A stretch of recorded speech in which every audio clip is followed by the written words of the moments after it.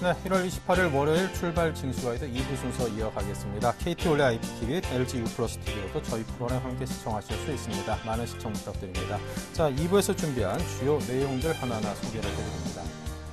네, 먼저 김동섭의 마켓 포인트에서는 IM투자증권 김동섭 이사와 함께 유럽은행이 유럽중앙은행에게 2011년에 빌렸던 대출금을 일부 조기 상환할 계획이라고 합니다. 자세한 내용과 시장에 미칠 영향을 짚어봅니다.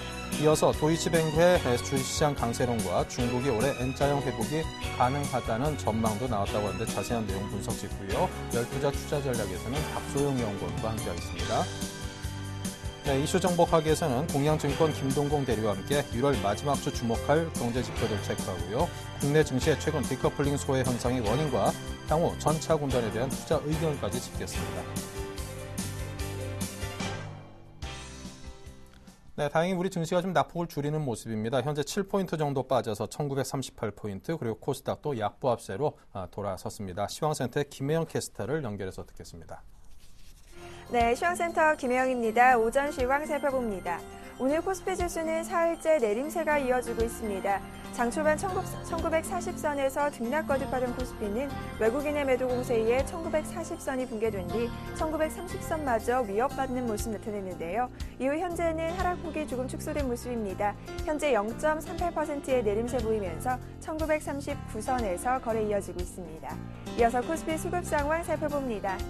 현재 코스피 시장에서는 개인가 기관이 각각 751억 원, 631억 원의 매수 우위 나타내고 있지만 외국인이 현재 1,390억 원의 매도 물량 출하하면서 지수의 하락을 부추기는 모습입니다. 이어서 코스닥 살펴봅니다. 오늘 강보합으로 장 출발했던 코스닥은 나흘 만에 반등 시도했지만 이내 장 초반 하락 반전됐습니다. 외국인의 매도 공세에 500선에서의 흐름이 이어지고 있는데요.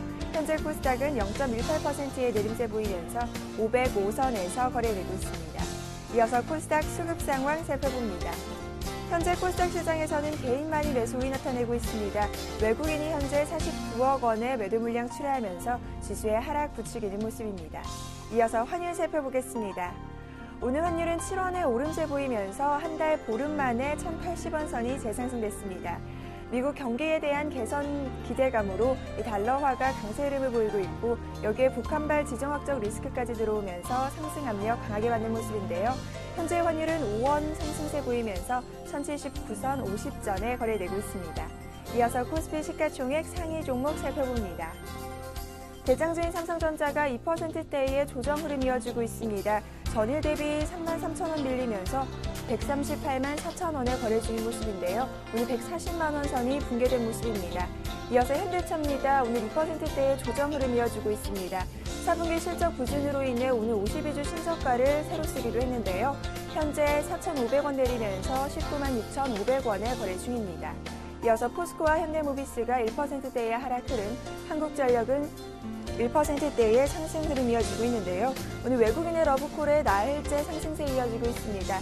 현재 전일 대비 400원 올라 35,150원에 현재가 이어지는 모습입니다. 이어서 다음 장 살펴봅니다. LG화학이 강보합권에서 거래 중입니다. 신한지주는 2%대의 상승세 보이며 41,500원에 거래 중인 모습이고요. 기아차 역시 오늘 2%대의 조정 흐름이 이어지고 있습니다.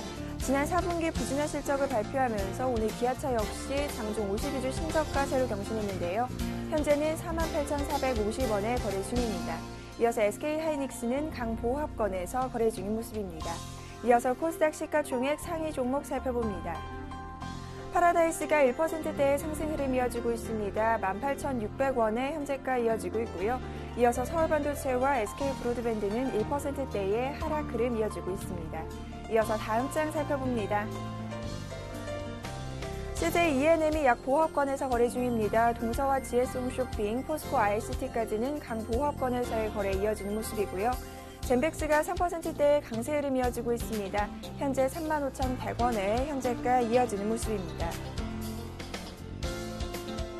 이어서 이 시각 특징 업종 및 테마 종목 살펴보겠습니다.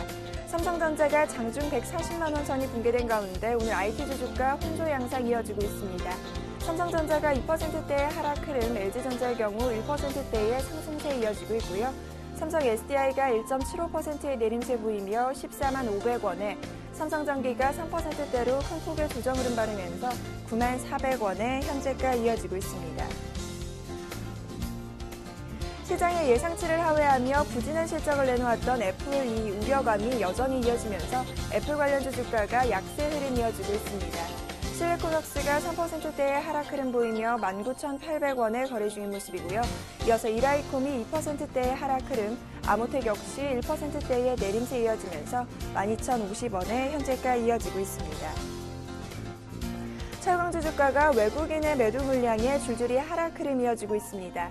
포스코가 1%대의 내림세 이어지고 있고요. 현대아이스코가 1%대의 하락 흐름, 영풍 역시 1%대의 내림세가 이어지고 있습니다. 북한이 3차 핵실험을 강행할 것이라는 우려감에 오늘 방산주 주가 급등세 이어지고 있습니다. 빅텍이 상한가 나타내며 2,390원에 현재가 이어지고 있고요. 이어서 스페코가 11%대의 급등세, 휴니드와 퍼스텍이 8%대의 급등 흐름 이어지고 있습니다. 기산텔레콤 역시 10.26%의 강세 흐름 이어지면서 2,310원에 현재가 이어지는 모습입니다. 경제민주화주 주가가 강세 흐름 이어지고 있습니다. 박근혜 대통령 당선인이 경제민주화 정책 실현을 위해 중소기업 정보를 종합하는 통합 지원 시스템을 구축한다는 소식이 영향 준 것으로 풀이되는데요. KCS가 현재 9%대의 급등세 보이며 3,700원에 경봉이 3%대의 강세 흐름 이어지고 있고요. 이어서 정원인시스 역시 5%에 가까운 상승 흐름 이어지면서 1,010원에 현재가 이어지고 있습니다. 인수위원회가 벤처기업 창업을 독려하는 제도 개선에 나설 것이라는 소식에 오늘 창투사주 주가 급등세 이어지고 있습니다. 대성창투가 상한가 나타내며 1,610원에 에이티넘 인베스트, 제미니투자, 이어서 우리기술투자, 엠벤처투자 역시 모두 상한가까지 도달한 모습이고요. 이어서 SBI 인베스트먼트 역시 10%대의 급등세 이어지면서 510원에 거래 중인 모습입니다. 박근혜 대통령 당선인이 농업 분야에 투자를 강화하겠다는 소식이 이어지면서 농업 관련주 주가 강세 흐름 이어지고 있습니다. 팜스토리가 강보합권, 효성 OMB가 2%대의 강세 흐름 이어지고 있고요. 농우바이오 역시 3%대의 강세 흐름 이어지면서 21,700원에 현재가 이어지는 모습입니다. 지금까지 시황센터 김혜영이었습니다.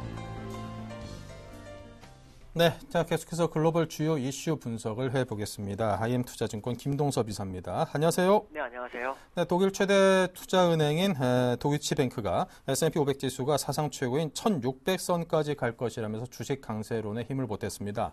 따라서 이젠 더 이상 주식 투자를 늦춰서는 안 된다, 이런 의견을 밝혔다고요. 도이치뱅크가 작년에 S&P 500을 1,575 정도로 예상을 했었거든요.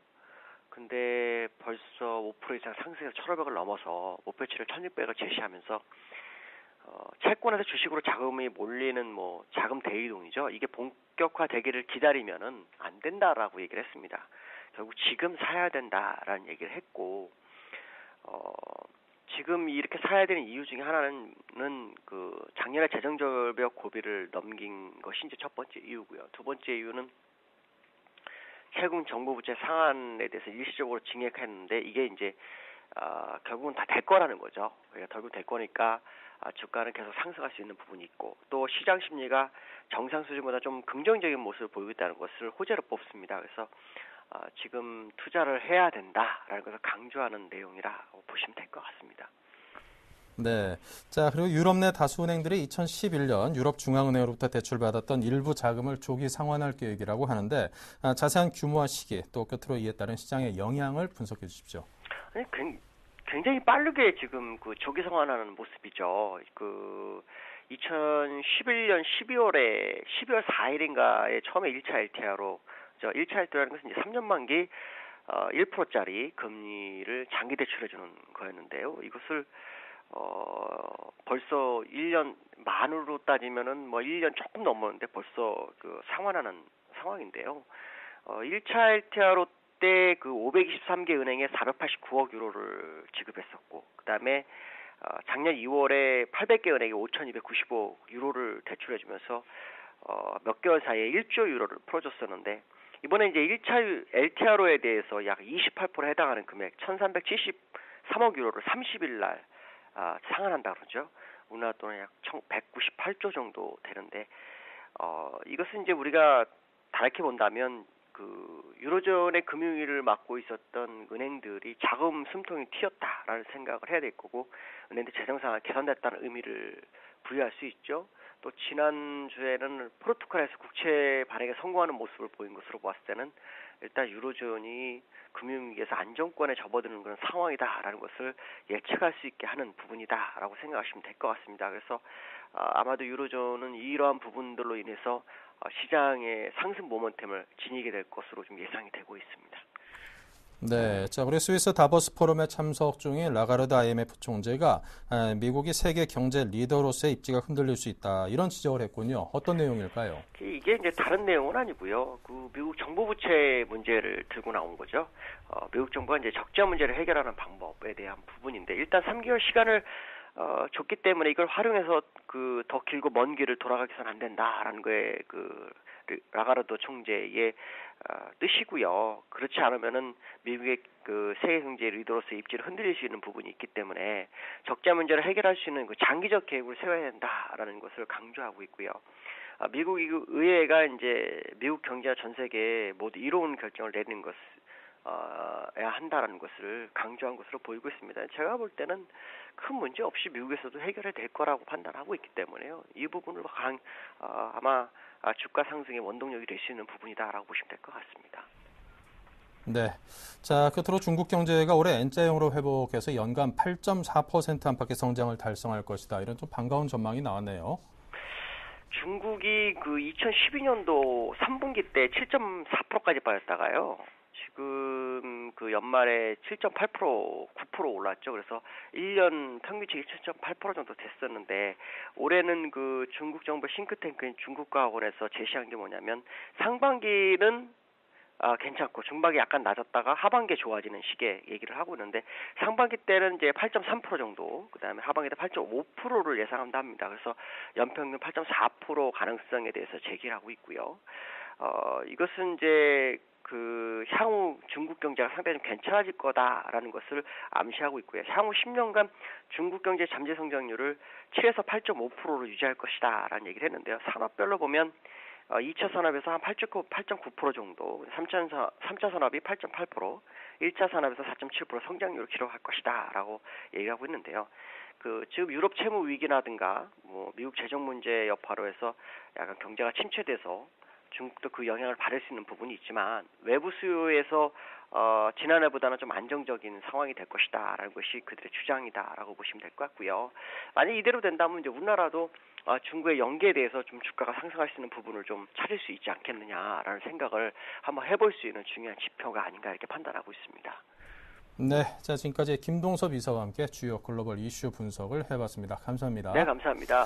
네, 이어서 신한 PWM 압구정센터 박재민 PB팀장이죠. 안녕하세요. 네, 안녕하세요. 네, 현재 시장의 흐름과 주체별 수급 상황 정리해 보겠습니다. 네, 아침부터 외국인이 거세게 팔고 있습니다. 금요일날 현물시장에서 5천억을 팔았는데요. 선물시장에서도 5천억 팔았었고요. 오늘 현선물 외국인 1,500억 그리고 2,200억 팔고 있습니다. 개인 724억으로 적극 매수하는데요. 계속 말씀드렸던 전기전자 그리고 운수장비에 전차군단만 집중해서 사는 모습을 보이고 있고요.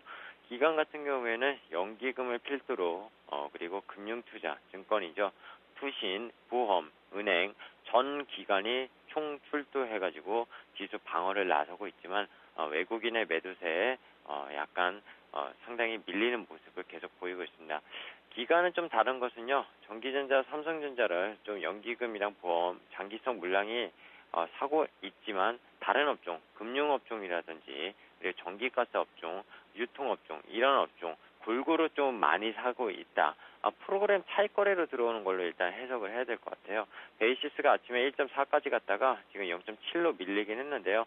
베이시스는 점점 악화되는 모습은 계속 좀 추세적으로 꺾을 수는 없는 것 같고요. 외국인은 비차익으로 매도를 하고 있다고 치면은 기관은 차익거래로 매수를 하고 있다. 네, 이렇게 좀 해석을 하시면 될 것 같습니다.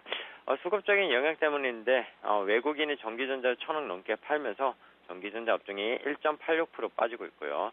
운수장비 업종도 역시 많이 던지고 있습니다. 355억, 1.49% 빠지고 있는데요. 전차군단이 많이 빠지고요. 철강, 금속 이런 업종들이 조금 약한 모습을 보이고 있는 가운데 금융업종과 은행, 증권업종이죠. 이쪽 업종이 상당히 그래도 기간의 매수세에 탄력을 받고 있는 모습이 일단 보이고 있습니다. 코스닥은요, 개인만이 사고 있습니다. 41억 사고 있고요. 외국인 29억, 기관은 3억 각각 팔고 있는데요. 코스닥이 심리적으로 그래도 아직은 안정화된 모습 코스피보다 이런 모습을 오늘도 이어나가고 있다. 이렇게 좀 해석을 해드리는 게 맞을 것 같습니다. 네, 자 그렇다면 오늘 기관과 외국인 또 개인의 속내는 각각 어떤 걸로 보십니까? 네, 외국인은요. 일단은 영원히 자라는 나무는 없대잖아요. 지난주에 제가 말씀드렸죠. 애플에 비유를 하면서 좀 들어라 이렇게 말씀을 드리면서 결국에는 전차 군단이 작년까지 계속 이어나갔다면 연초까지 사실 됐었죠. 삼성전자가 연초에 세상 최대 신고가를 찍었기 때문에. 근데 그런 이제 고점에서 조금 빠진 그런 종목들을 계속 사고 있다는 게 외국인들의 입장에서는 오히려 팔기 좋은 조건이 되고 있습니다. 어떻게 보면은 놀리는 속내인데요. 제가 계속 말씀드리지만 개인들은 제발 외국인만 따라해도 기관은 항상 투신이나 이런 세력은요 단타를 많이 하기 때문에 그 단타를 따라하지 못하면은 사실 외국인을 좀 따라하는 게 맞는데 그런 것들을 좀 빗대어서 말씀드리고자 합니다.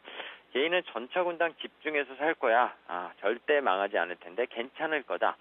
자기 위안을 삼고 있는 것 같지만 오늘도 가장 많이 빠지는 업종은 전차입니다. 결국에 삼성전자, 현대차, 기아차가 거의 2에서 3%대가 빠지고 있는데 개인이 오늘 그 두 업종을 1,200억 사고 있습니다. 다른 업종 팔아서 이것들 사고 있다는 게 수급적으로 보이죠. 거래소가 700억을 사고 있으니까 500억이 빠진 물량이 됩니다. 기간은요 120일 이평선까지 내려왔구나. 반등 좀 줘야 되는 거 아니냐 하면서 방어를 하고 있습니다. 근데 오늘 코스피가 120일 이평선 밑에 완전히 내려왔고요. 거기서 지금 밑골이 달고 조금씩 올라오고는 있는데 이게 만약에 오늘 십자봉 음봉으로 끝난다면은 이번 주에 이 120일 이평선 1947포인트입니다. 사실 저는 60일선에서 단기 반등 후에 다시 내릴 걸로 보였었는데 한 번에 지난주에 장대 음봉으로 120일 이평선까지 내렸고요. 오늘 그 120일 이평선 아래서 또 시작을 했기 때문에 이렇게 되면 밑에 200일 이동평균선 지난주 금요일에 잠깐 언급드렸는데요. 1920선인데요. 기간이 여기를 보고 적극 방어에 나서는 모습이다. 이렇게 좀 속내로 표현해드리겠습니다. 네, 자 그렇다면 오늘 개인을 위한 투자 전략은 어떤 것이 있을까요? 네, 일단 객관적 상황만 좀 살펴보겠습니다. 지난주 하락분, 파생시장 관점에서는 당연한 수순이었습니다. 외국인이 하루에 선물을 5천억씩 던졌기 때문에 지금 누적적으로 선물이 2만 5천 계약이 오늘부로 넘어갔습니다. 미결제도 11만 4천 계약, 결국엔 상당히 늘어나는 모습 미결제가 결국 매도 포지션인 거를 방증을 하고 있고요. 지수 선물이 지난주 260을 붕괴했기 때문에 기술적 반등 시 매도 관점을 가지시는 게 사실 맞습니다. 먹은 게 있어야지 던지냐 이렇게 말씀하시는 분에겐 선물도 거래하시는 분들도 있을 텐데요. 260 붕괴가 됐고요. 260 위에 치고 올라가지 못하는 지금 모양새를 만들었기 때문에 2월 옵션 만기를 앞두고서 또 한 번의 변동성은 있어서 잠깐 올릴 수는 있겠지만 그럴 때 매도 관점을 보시는 게 맞을 거라 보고 있습니다. 그리고 지금 외국인들의 어쨌든 수급 상황은 배당 차익 잔고가 청산되고 있다. 12월에 들어온 거. 그리고 1,050원대까지 내려갔던 원달러율이 지금 사흘 동안 급등을 하면서 1,080원을 회복했는데요. 한국은행에서 구두 개입을 했죠. 그리고 나서 외국인의 현물의 매도를 가속화하고 있는, 즉 한창 욕구 청산 물량이 쇄도하고 있다. 즉 한국은행이 사실 어떤 총을 들었습니다. 구두 개입하겠다고 하는 거는 외국인들이 그동안 유동성을 뿌린 정책 속에서 그동안 한차익을 먹고 들어오려고 들어왔던 물량들이 한국은행이 개입하겠다고 하니까 개입하네? 그러면 좀 던져줘야 되겠다. 이렇게 좀 생각을 가졌다고 생각하시면 될 것 같아요. 그리고 좀 전에 기간의 속내 말씀드리면서 안내드렸던 지수 차트, 코스피 차트죠. 종합주가지수, 일봉 차트. 거의 다 차트는 HT에서 이용하시는 분들 다 보실 수 있을 텐데요. 지금 60일선과 120일선이 이렇게 좀 60일선의 위에 있고 120일선이 밑에 있었던, 그래서 조금만 상승을 주면 120일선이 60일선을 뚫는 골든 크로스가 발생할 수 있었는데 이게 밑에서 오늘 시작하면 양선이 밑으로 꺾일 수 있는, 즉 데드 크로스가 발생할 수 있게 됩니다. 이번 주 내내 만약에 121 이평선이 회복하지 못한다면 그런 가능성이 지금 농후해졌고요. 당분간 그렇게 된다면 시장은 관망해야 되겠죠. 아무리 날고 뛰는 매매를 가지고 있다고 하더라도 이렇게 되면 정말 쉽지 않습니다. 그리고 밑에 200일 이평선 말고는 매물벽이나 어떤 지지 라인이 없습니다. 11월 16일 1856포인트를 찍고 올라온 지수가 지금 반을 완전히 돌렸고요. 50%를. 여기서 만약에 엘레트 파동 이론을 단기적으로 적용한다면 조금 더 빠지는 게 맞을 거라고 보고 있습니다. 하지만 매수를 꼭 하고 싶으시다면 내수주를 매수하라고 오늘도 어김없이 똑같이 말씀드리고 싶습니다. 금요일날 이마트를 조금 담아봤는데요. 오늘 2.48% 외국계 창고 매수가 좀 몰리면서 올라갑니다. 제가 이마트를 잘 찍었다고 말씀드리는 게 아니고요. 이게 이마트 같은 경우 일봉 차트만 보셔도 11월 30일 21만 6천원 최저가를 찍고 또 반등 주고 다시 그 가격을 내려왔었습니다. 금요일날. 저는 그런 내수주도 가격 전략 관점에서 단기 매매를 하는 게 옳지 어떤 펀더멘탈을 볼 필요는 지금 없다는 겁니다.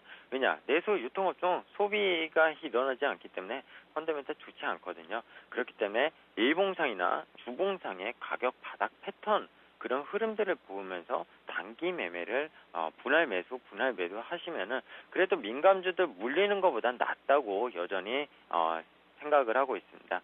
그렇기 때문에 내수주를 매매하시는 전략을 세우시고요. 지금 자동차 업종은 저는 계속 안 된다고 몇 번을 말씀드렸습니다. 1월 초부터 아마 말씀을 드린 것 같은데요. 오늘 현대차 2%, 기아차가 3% 넘게 빠지고 있습니다. 근데 이게 끝이 아니라는 거. 원하는 반등 나오니까 되는 거 아니냐 이렇게 생각하실 수 있는데 추세가 워낙 강세가 꺾인 게 아니고 한국은행의 구두 개입권 때문에 그런 거고요. N달러 환율이 91엔이 넘어갔습니다. 이게요. 지금 1971년 이후에 11주 동안 엔화가 약세인 게 처음입니다. 그리고 2010년 6월 이후에 91엔을 돌파한 게 처음이기 때문에 상당히 이 기조가 계속 이어나갈 걸로 해석을 한다면 단순히 원화가 달러에 대비 지금 다시 약세로 돌아섰던 거에 중점을 둘 게 아니라 엔화가 약세가 지속이 된다면 자동차 업종이 어렵다는 거 그렇게 한일적인 측면에서 생각을 하시면 간편하실 것 같습니다. 오늘 금융주나 은행주, 보험주 상승하는 건 순환매 입장에서 기간이 돌리는 것 같고요.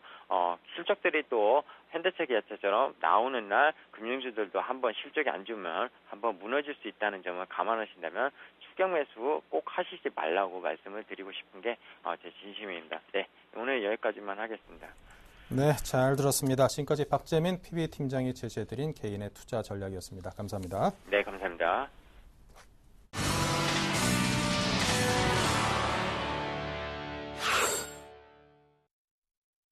네, 본격적인 오늘장 전략 5인의 전문가와 함께 짜보겠습니다. 먼저 12자 투자 전략입니다. 네, 수급 불안정 반발 매수세 기대, 코스닥 상장주 위주의 매수를 글로벌 증시 상승세를 예상하면서 국내 증시 반등을 예상했습니다. 또 벤처기업과 관련한 신정부의 투자에 대한 기대를 했고요. 지수 반등에 포커스를 맞추자고 했습니다. 자, 이들이 제시한 관심 업종은 각각 게임, 제약바이오, 서비스, 창업 투자회사 관련 종목, 유통업종으로 5분의 전문가가 모두 다른 의견을 제시했습니다. 네, 오늘은 JB스탁의 박소영 연구원입니다. 안녕하세요. 네, 안녕하세요. 네, 먼저 시황부터 살펴보겠습니다.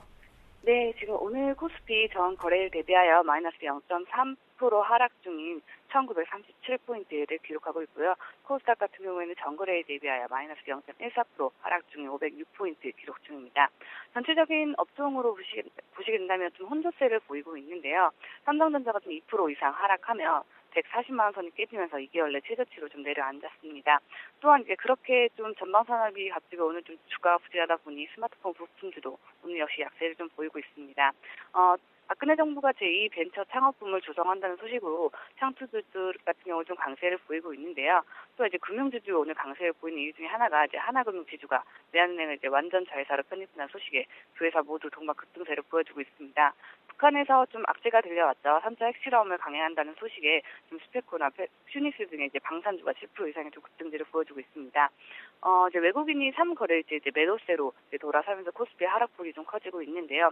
지난 금요일만 해도 하루 동안 한 5천억 원 가까이 팔아치우면서 연일 매도 강도를 좀 높여주고 있습니다.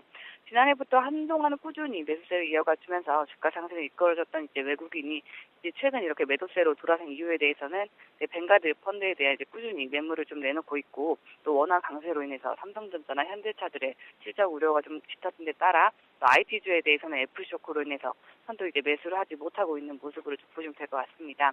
그러다 보니 이제 기관 매수세도 좀 적극적이지 못한 모습을 좀 보여주고 있고 개인과 연기금, 금융투자만이 좀 매수를 해주고 있는데요. 외국인의 매도세가 워낙 또 거세다 보니 이제 개인과 이제 기관들이 이제 그 빈자리를 좀 못 채우고 있는 실정을 좀 보시면 될 것 같습니다. 코스피는 기술적 지지선이라 보여졌던 1960포인트를 이미 지난주에 좀 이탈을 하였고 두 번의 좀 반등 시도가 있었으나 이제 모두 다 실패하면서 하락에 대한 좀 불안감이 커져 있으면서 지금 1900 초반까지 좀 하락할 가능성을 좀 열어둔 상태인데요. 글로벌 증시는 지금 날로 상승 랠리를 좀 보여주고 있는 와중에 국내 증시만이 좀 불안한 모습을 보여주면서 단기적으로는 좀 수급에 일희일비 좀 하겠지만 환율 또 이제 당국의 개입이 이제 기대감의 위쪽 지금 방향을 좀 틀었죠. 그리고 또 이렇게 매물이 나와줄수록 오히려 이제 수급 부담이 해소가 되고 또 투자 매력이 좀 높아지는 만큼 반발 매수가 좀 들어와 줄 것으로 좀 보여집니다. 이러한 우려감이 좀 해소가 된다면 이제 글로벌 증시와 같이 치맞추기 장세의 흐름이 좀 전개될 것으로 좀 보여지니 2월 옵션 만기와 이제 금통위, G20 회의 등에서 이제 환율에 대한 변화를 좀 확인을 하시고 이제 보수적이지만 시간적인 여유를 가지시면서 이제 투자를 하시는 전략이 좀 필요할 것으로 좀 보여집니다. 네, 자 다음은 업종에 대한 이야기를 듣겠습니다. 게임 업종 말씀하셨죠? 네, 오늘은 게임주, 그중에서도 이제 모바일 게임주에 관심을 갖자고 좀 말씀드리려고 합니다. 지난해 스마트폰용 메신저인 카카오톡에 이제 게임센터가 들어서면서 모바일 게임주들의 주가가 좀 폭발적으로 상승을 했었는데요. 게임 산업이 이제 온라인 게임에서 모바일 게임으로 이제 트렌드가 바뀌어지면서 온라인 게임주들은 이제 지는 해, 모바일 게임주는 뜨는 해로 좀 관심이 이동이 되고 있습니다. 그간 게임주에 대한 정부 규제 우려로 이제 게임주들의 투심이 좀 위축이 되면서 주가에 좀 큰 타격을 줬었는데요. 대부분 그런 이제 규제안들이 좀 현실시키기에는 어렵다라는 부분이 많다고 좀 전해지면서 투심이 조금 누그러들긴 했으나 아직도 주가에는 큰 영향력을 발휘하지 못하고 있다 좀 보여집니다. 하지만 현재 게임주들은 이미 실적보다는 악재가 반영된 상황으로 과도하게 좀 하락했다고 보여지면서 이러한 기회를 좀 잡아보라고 좀 말씀을 드리면서 오늘 컴투스를 좀 소개해 드리려고 하는데요. 컴투스는 모두 다 좀 많이 아시다시피 이제 모바일 온라인 게임 소프트웨어를 좀 개발하고 공급하는 기업입니다. 지난 4분기 실적의 영업이익이 조금 좀 낮게 좀 나왔었는데요. 그런 우려 이미 주가에 많이 반영이 되었죠. 2013년에도 모바일 메신저 라인으로 지금 일본 해외 진출이 좀 계획되어 있고 이번 1분기 내에도 10여 개 게임이 좀 출시 예정에 있습니다. 또 3, 4월에는 또 카카오톡 게임센터의 추가적인 게임이 좀 더 진출이 될 것으로 좀 보여지면서 오히려 지난해보다는 올해 좀 성장이 더 이루어질 거라 좀 보여지는 기업으로 컴투스를 좀 추천을 드리려고 합니다. 제가 오늘 같은 경우 지금 마이너스 1.39%, 현재가 42,600원 선에서 지금 등락을 좀 보여주고 있는데요. 매수가 밴드를 다시 좀 정정을 좀 해드리도록 하겠습니다. 매수가는 42,500원에서 43,000원 선에서 이제 분할 매수 방식으로 좀 밑에서 잡아보신다고 좀 생각을 해보시고요. 목표가는 변동 없이 46,000원, 손절가는 매수가에서 마이너스 3% 정도 생각하시고 잡으시면 될 것 같습니다. 네, 자 오늘은 컴투스에 대한 이야기까지 들어봤습니다. 지금까지 박소영 연구원의 도움이었습니다. 감사합니다. 네, 감사합니다. 네, 이어서 이슈 정복하기 박미라 아나운서입니다. 안녕하세요. 이슈 정복하기 박미라입니다. 오늘의 주요 이슈 살펴보겠습니다. 1월의 마지막 주, 이번 한 주는 경제 지표에 주목해야 한다는 의견입니다. 우리나라와 미국에서 중요한 경제 지표들이 줄줄이 발표되는 가운데 어떤 점을 주목해 봐야 할지 구체적으로 살펴봅니다. 최근 국내 시장만 소외받는 모습이 이어지고 있습니다. 최고가를 경신하는 뉴욕 증시와 일본 증시 흐름과 달리 외국인의 매도에 힘을 발휘하지 못하고 있는데요. 소외당하는 이유에 대해서 다각도로 분석해 보겠습니다. 원화 강세와 외국인의 매도가 이어지면서 주가는 하락세를 이어가고 있습니다. 그중에서도 대표적인 수출주 IT와 자동차주의 주가가 하락하면서 국내 주요 증권사들도 목표 주가를 낮추고 있습니다. 네, 이슈 정복하기 오늘 순서는 동양증권 김동공 대리와 함께하겠습니다. 안녕하세요. 네, 안녕하세요. 네, 1월의 마지막 주 시장은 경제 지표에 주목하고 있습니다. 미국에서는 어닝 시즌이 막바지에 다르면서 기업들의 실적 모멘텀보다 경제 지표에 집중하는 분위기인데요. 어떤 지표들을 눈여겨봐야 할까요? 네, 국내 증시가 상승세를 이어가는 외국 증시와, 그러니까 미국 증시, 중국 증시와 달리 디커플링 현상이 계속해서 일어나고 있습니다. 이러한 요인들은 엔화 약세로 인한 국내 수출주의 부진과 그리고 뱅가드 벤치마크 변경 과정에서 외국인의 수급 부진 그리고 주도주의 소멸 등의 이유로 잡히고 있습니다. 이런 현상들이 심화되면 따라서 디커플링 현상 또한 따라서 심화되는 형국인데요. 이런 형국에선 결국 재료가 어떤 것들이 나오고 경제지표가 어떤 것들이 나오느냐가 좀 더 중요해질 것 같습니다. 일단 1월 마지막 주인 이번 주에는 국내에서는 1월 수출입 동향과 그리고 미국의 1월 고용 동향, FOMC 등에 주목할 필요성이 있을 것 같습니다. 우리나라 수출은 1월 부진할 것이라는 우려가 많습니다. 지난 20일까지 관세청 통관 기준 수출 실적은 전년 동월 대비 마이너스였습니다. 하지만 설을 앞두고 수출이 몰리는 점을 감안하면 플러스로 돌아설 가능성도 있습니다. 지난해에는 설이 1월이었는데 설 직전 수출이 집중됐었습니다. 수출의 양적 성장이 주춤한 상황입니다. 그 때문에 수출 증가폭 자체가 작다 보니 기업들은 투자를 확대할지 여부를 결정짓지 못하고 있는 상황이라고 분석이 됩니다. 그리고 미국 비농업 부문 고용은 16만 명 증가할 것으로 예상되고 있지만 미국의 저조한 고용시장 참여율과 그리고 취업 인구 비율은 여전히 경기 회복에 부담으로 작용하고 있다는 분석입니다. 그간 의미 있는 반등이 나오다 최근 다시 주춤해지고 있습니다. 그리고 미국의 주택과 소비 회복을 바탕으로 한 성장 스토리가 여전히 유효할지에 대한 확인이 좀 필요할 것으로 보입니다. 마지막으로 29, 30일로 예정된 1월 미국 연방공개시장위원회 FOMC에서는 일각에서 제기된 조기 자산 매입 중단 가능성에 대한 우려를 해소시키며 미국 경기의 추가적인 회복을 위한 경기 부양 기조가 재확인될 것으로 전망이 됩니다. 미국 통화당국은 이번 FOMC에서 제로금리를 유지하고 그 효과를 금융시장에 미치기 위한 월간 850억 달러 규모의 장기자산 매입을 거론할 것으로 알려지고 있습니다. 이 같은 경우 이번 마지막 주의 경제 지표에 대해서 좀 관심을 좀 가져봐야 될 것 같고요. 다만 시장에 아주 긍정적으로 작용할 요인도 그리고 아주 부정적으로 작용할 요인도 없을 것으로 보입니다. 지금 시장 아직까지 디커플링 현상 아직까지는 조금 더 진행될 것이다라 보고 이제 1900대 초반에 조금씩 비중을 늘려가는 전략 그리고 공격적으로 매수하는 전략들은 좀 지양하시는 것이 맞지 않을까 그렇게 보입니다. 네, 최근 시장을 둘러보면 유독 우리 시장만 힘을 발휘하지 못하고 있습니다. 뉴욕 증시에서 S&P 500 지수는 5년 내 최고치를 경신하는 모습인데요. 왜 이렇게 우리 시장만 약세를 보이고 있는 걸까요? 그 이유 들어보겠습니다. 네, 최근 들어 계속 국내 증시만 디커플링 현상이 일어나고 있는데 이 같은 요인은 한 세 가지 정도로 좀 나눠볼 수가 있을 것 같습니다. 일단 첫 번째로는 2013년 글로벌 경기는 순환적 회복이 기대되고 있지만 이런 회복세가 증시의 상승으로 연결되고 있지 않다는 점입니다. 오히려 환율 우려에 대형 수출주들이 하락세를 보이는 가운데 내수주를 중심으로 한 상승세가 펼쳐지며 지수를 방어하고 있는 모습이라고 보여집니다. 이것은 한국 증시가 이전만큼 글로벌 경기 회복에 수혜를 받지 못할 것이라는 의구심이 투자자들 사이에서 확산되고 있기 때문입니다. 한편 일본은 아베 신임 총리 취임 이후 강력한 경기 부양책의 일환으로 무제한적 양적 완화를 통해 엔화 약세를 유도하여 수출 경쟁력을 높이려 하고 있습니다. 중국 경제도 고정자산 투자를 중심으로 순환적 회복을 보일 것으로 기대되고 있습니다. 이 두 나라는 한국보다 글로벌 경기 회복의 수혜를 받을 것으로 판단이 됩니다. 따라서 글로벌 베타 플레이어로서의 높은 수익을 원하는 외국인 투자자들의 관심은 한국 증시에서 일본과 중국 증시로 좀 이동해 있는 것이 아닌가가 첫 번째 이유로 꼽히고요. 그리고 두 번째는 지난 11일 한국은행 금융통화위원회에서 기준금리를 동결한 이후 원달러 환율은 1,050선에 근접을 하고 있습니다. 만일 원달러 환율이 1,050선을 하향 이탈할 경우 국내 기업들의 가격 경쟁력이 악화되면서 글로벌 기업들과의 시장 점유율 경쟁에서 뒤처질 수 있습니다. 이는 국내 기업들의 실적 악화로 이어질 것입니다. 특히 원화 강세, 엔화 약세 환경은 일본 기업과 세계 시장에서 경쟁하고 있는 국내 대표 IT, 자동차 기업들의 경쟁력을 크게 떨어뜨릴 수 있다는 요인입니다. 따라서 환율이 1,050원 선에 근접하면서 외국인의 한국 수출주 선호도가 약화된 것으로 일단 좀 판단이 됩니다. 그리고 마지막 세 번째로 최근 IT 산업의 혁신을 주도하던 애플의 성장세가 주춤을 하면서 국내 IT 업종의 성장성에 대한 우려가 부각되고 있습니다.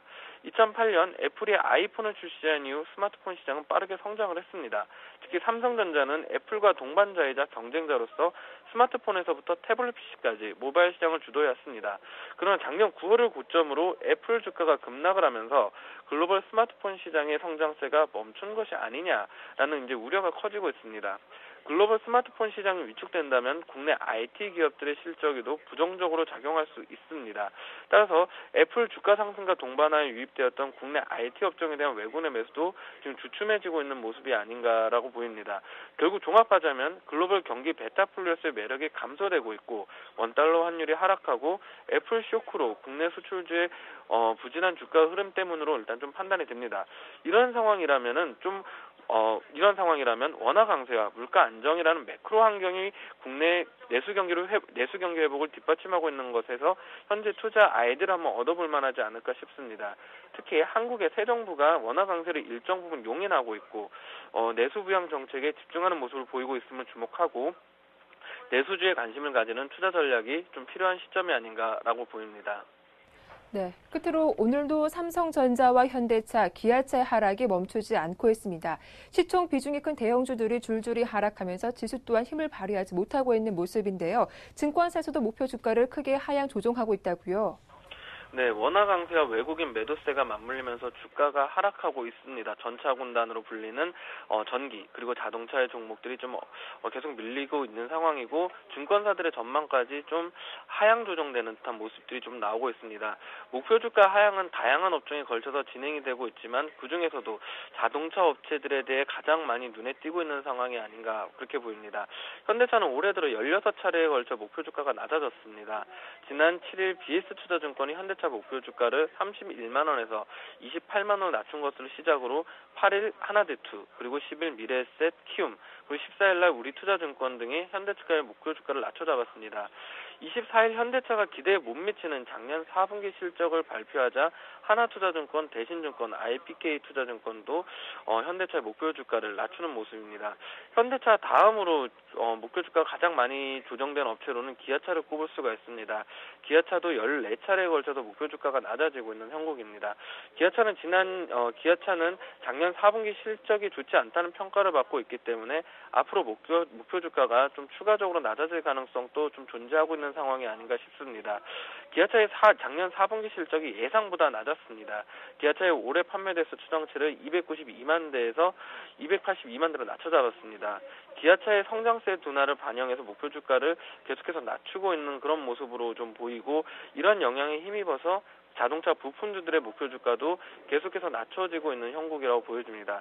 하지만 자동차주의 성장률이 둔화된 것은 인정을 해야 하지만 아직까지 이 성장률 자체가 꺾였다라고 보기는 힘들 것 같습니다. 다만 예전만큼의 성장률이 안 나온다는 것이 단점으로 보이고요. 그렇다 그러면 자동차주 아직까지는 밸류에이션상의 매력은 충분히 있다고 보여집니다. 하지만 단기적으로는 아직까지 투자 심리가 악화된 상태가 유지될 것으로 해서 단기 조정 가능성은, 그리고 조금 더 조정이 길어질 가능성은 분명히 존재하는 자리다라고 보여집니다. 결국 단기적으로는 대피를 하는 걸 맞을 것 같고, 장기적으로는 조금씩 매수를 해나가는 전략이 맞을 것으로 보입니다. 그리고 자동차와 함께 한국 증시를 이끌어던 IT 업체들도 연초부터 목표 주가가 계속해서 낮아지고 있습니다. LG디스플레이는 좋은 실적을 냈지만 목표 주가를 유치하는 데 실패를 했습니다. LG디스플레이가 부품을 납품하는 주요 업체인 애플이 부진한 실적을 내면서 LG디스플레이까지 전망이 안 좋아졌기 때문입니다. UBS 증권은 이날 LG디스플레이 목표 주가를 33,000원에서 3만 원으로 낮췄습니다. 이외에도 애플의 부품을 공급하는 인터플렉스, 실리콘웍스 등도 올해 목표 주가가 낮아졌습니다. 연초에 목표 주가가 잇따라 200만 원을 넘어섰던 삼성전자도 9일을 마지막으로 목표 주가 상향 조정이 사라졌습니다. 삼성전자는 한국 기업 중에서 처음으로 연간 매출에 200조를 넘겼지만 주가는 2.48% 하락을 했습니다. 올해 들어서만 벌써 7% 가까이 주가가 하락을 했습니다. 애플이 부진한 실적이 전 세계 IT 업체들에 대한 전망이 어두워진 것으로 해석하는 탓이라고 보여집니다. 외국내 국내 증시에서 매도세 이어나가는 점도 부담 요인으로 보고 있습니다. 하지만 삼성전자에 대한 전망은 저 개인적으로 조금 다르게 보고 있습니다. 삼성전자는 스마트폰 시장에서 선두를 지키며 점유율을 빠르게 늘려나가고 있습니다. 시장 조사 업체들에 따르면 지난해 전 세계 스마트폰 시장에서 삼성전자의 점유율은 28%로 전년에 20%보다 대폭 늘어났습니다. 이에 비해 애플의 점유율은 20.5%에서 20.5%였습니다. 전년에 19%보다 소폭 증가하는 데 그쳤습니다. 삼성전자는 외형에서는 아직까지는 애플에 뒤지고 있습니다. 최근 분기의 애플 매출과 이익은 삼성전자의 2배에 달합니다. 시가총액도 애플이 4조 130억 달러로 삼성전자의 2조 170억 달러의 2배 가까이 많습니다. 하지만 삼성이 디자인 소프트웨어 부분 등에서는 애플만큼 혁신적이진 않지만 저렴한 가격을 바탕으로 경쟁해왔고, 이런 가격 경쟁력은 LCD, 반도체 등 대부분 제품을 자체 생산하는 데서 나오고 있습니다. 애플이 1년에 하나꼴로 모델의 신모델을 선보이지만 삼성전자는 모양, 형태, 크기, 특징 등 다양한 스마트폰이 계속해서 출시되고 있습니다. 이 같은 것이 점유율 차에서 나왔다고 보여지고요.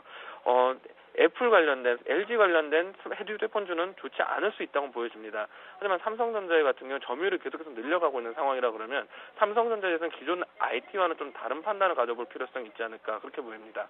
네, 동양증권 김동공 대리의 도움 말씀 잘 들었습니다. 고맙습니다. 네, 감사합니다. 지금까지 이슈 정복하기였습니다.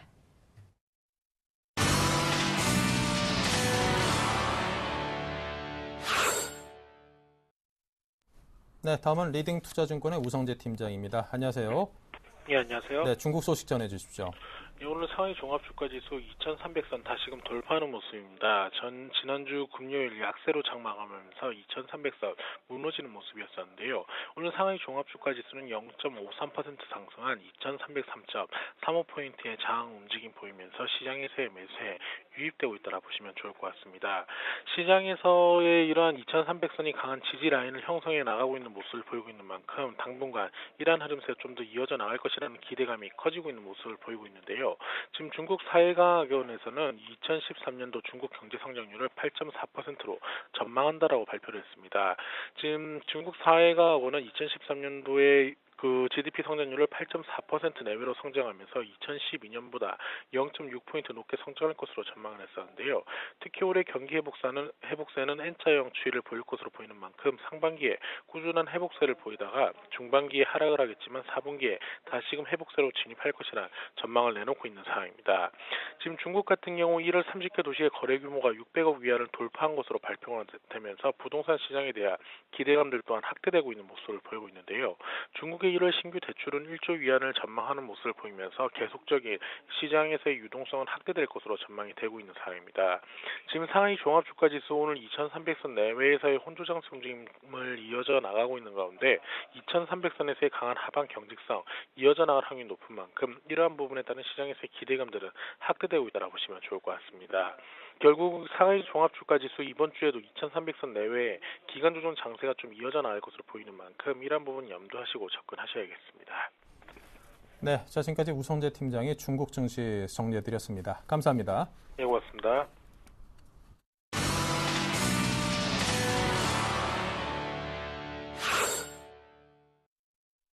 네, 이어서 KB투자증권 김재현 차장과 함께하는 키포인트입니다. 안녕하세요. 예, 안녕하십니까. 네, 먼저 오늘 장 흐름부터 한마디로 정리해 볼까요? 예, 아무래도 지속되는 외인 매도 말씀드릴 수밖에 없습니다. 지난주 미국장은 1%대 반등을 했음에도 불구하고 우리 시장 외인들 공격적인 매도 진행 중에 있습니다. 이제는 글로벌 시장과 달리 움직이고 있는 우리 시장 외인들의 매도 이유와 해결책이 시급한 상황입니다. 오늘은 외인의 매도에 대해서 자세히 좀 알아보도록 하겠습니다. 네. 자, 오늘 외국인의 매도에 대해서 자세히 알아보겠다고 하셨는데요. 자, 그렇다면 오후장 전략 키워드를 통해서 하나하나 풀어주시면 내용 이해에 도움이 될 것 같은데요. 예, 아무래도 지금 지속적으로 워낙 강세, 엔화 약세가 우리 시장에 악재로 겹치고 있습니다. 최근 이런 흐름 때문에 국내 수출주가 타격을 받는 데 비해서 엔화 부채가 많고 일본 부품 수입 비중이 높은 종목은 최근에 좀 목표 주가를 올리면서 주가가 상대적으로 좀 양호함을 알 수가 있습니다. 특히 올해 들어서 엔화 가치 하락 속도가 원화 상승 속도보다 약 3배가량 빨리 진행 중에 있습니다. 그렇기 때문에 특히나 엔화 약세 수혜주에 주목을 해야 되는데요. 일단 업종별로는 의료 업종이 제일 크게 목표 주가가 많이 올랐습니다. 약 한 131개 종목이 주가가 올랐고요. 하향된 종목은 19개에 불과했습니다. 또 통신 서비스 업종이 42개 목표 주가가 좀 상향 조정됐고요. 한 개 종목만 내렸습니다. 또 필수 소비재와 유틸리티 업종도 각각 138개, 58개 목표 주가가 올랐고요. 내린 종목은 각각 30개, 3개 머물렀습니다. 반면에 IT주 같은 경우에는 257개 목표 주가가 올랐지만 무려 191개가 하향 조정됐고요. 소재 업종은 하향 조정이 186개, 상향 조정이 83개로 하향이 더 많았음을 알 수 있습니다. 이 가운데서 환율 이슈에 주가가 움직이는 대표적인 종목으로는 포스코, 롯데쇼핑, 신세계, 한국전력 등이 있습니다. 롯데쇼핑은 지난해 10월 초 31만 6,500원에서 일단 이번 달 25일까지 36만 6,600원으로 약 한 15.8% 올랐고요. 포스코 같은 경우에는 30만 5천원에서 꾸준히 반등을 해서 현재 36만 근처에 머물러 있습니다. 한국전력 같은 경우도 굉장히 많이 올랐는데요. 약 한 27% 이상 올랐습니다. 이들 기업은 애나 부채가 많은 기업으로 환 차익으로 인해 이득을 좀 얻게 돼 있는 구조를 가지고 있습니다. 대표적으로 포스코 같은 경우에는 700억 엔의 외화 차익금을 갖고 있고요. 한국전력공사와 롯데쇼핑, BHI, 현대제철 등도 외화 부채가 많은 기업 중에 하나입니다. 또 두산인프라코어와 현대위아, 화천기공, 한국정밀기계 같이 일본에 의존하는 부품이 많은 기업도 엔화 약세로 원가 부담을 줄일 수 있어서 수혜주로 분류가 되고 있습니다. 원화 강세와 엔화 약세에 따른 업종별 스트레스 테스트 결과 자동차와 IT 업종이 가장 부정적으로 나타나고 있고요. 내수와 금융업종은 중립, 항공운송과 유틸리티 업종이 긍정적입니다. 원달러 환율이 5.6% 하락하게 되면 IT와 자동차주 같은 경우엔 EPS 증감률이 각각 11.1%, 마이너스 7.5%인데 반해 운송, 유틸리티, 제약업종은 시장 대비 10포인트 이상 상승한 것으로 분석이 됐습니다. 그렇기 때문에 앞서 말씀드린 바와 같이 의료업종이나 또 엔화 부채를 많이 갖고 있는 기업들 이제는 저가를 좀 탈피하고 신고점을 경신할 수 있는 조건이 형성이 되었다고 보여지겠습니다. 두 번째로 코스피 시장이 상승이 힘든 이유를 좀 말씀을 드리겠습니다. 아무래도 일본이 강하게 엔저 드라이브를 걸고 있기 때문이라고 나타나고 있는데요. 일단 11일 일본 같은 경우에는 경기 부양을 위해서 약 239조 7천억 엔의 엔화를 풀겠다고 밝혔고요. 외국인 투자자들은 다음 거래일인 14일부터 연속적으로 한국 시장에 자금을 빼고 있습니다. 그렇기 때문에 지금 지역적으로 시장이 좀 빠지고 있습니다. 네. 자, 그렇다면 이제 오점 관심 종목으로 화제를 넘겨보죠. 어떤 종목이 괜찮을까요? 예, 중국 춘절 지속적으로 말씀을 드리고 있습니다. 그 관련해가지고 지금 가격적 매력도가 좀 돋보이는 한국 콜마를 말씀드리겠습니다. 여러 차례 소개해드린 종목이기 때문에 내용적인 부분보다는 가격적인 전략을 말씀드리도록 하겠습니다. 일단 현재 일정 부분 상승 후에 차익 실현 및 시장이 좀 지지부진하면서 29,000원대에 주가를 유지하고 있습니다. 일단 다른 화장품 업체 대비해서 30% 정도 할인율 적용을 받고 있고요. 이번에 중국 춘절 때 아마도 가장 좀 강력하게 올라갈 수 있는 화장품 업종이라고 보여지겠고요. 지금 정도 가격대는 매수가 굉장히 좀 유효하겠습니다. 일단 실적 탄탄하고요. 성장성이 부각되는 기업입니다. 매수가는 시가 드리겠고요. 목표가는 34,500원, 손절가는 27,200원 제시해드리겠습니다. 네, 자 오늘은 한국 콜마에 대해서 추천 말씀을 들어봤습니다. 지금까지 KB투자증권의 김재현 차장이었습니다. 감사합니다. 감사합니다. 네, 잠시 후 11시부터 종목 상담 가능하십니다. 013-3366-0110으로 무료 문자 또는 023153-2610번으로 전화 주시면 가능하니까요. 많은 참여 부탁드립니다. 자, 오늘 월요일 출발 증시 와이드 여기서 모두 마치겠습니다. 감사합니다.